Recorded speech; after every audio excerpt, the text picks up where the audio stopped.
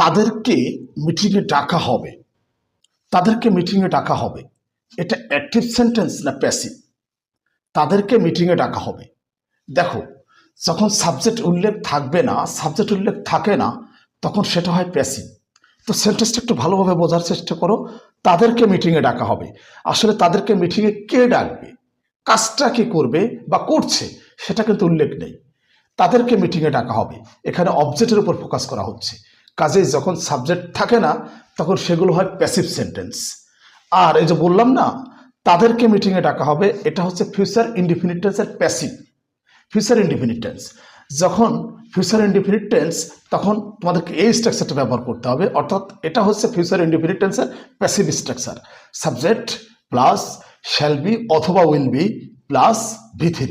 স্ট্রাকচারটা আরও একবার লক্ষ্য করো, সাবজেক্ট প্লাস শ্যাল বি অথবা উইল বি প্লাস V3।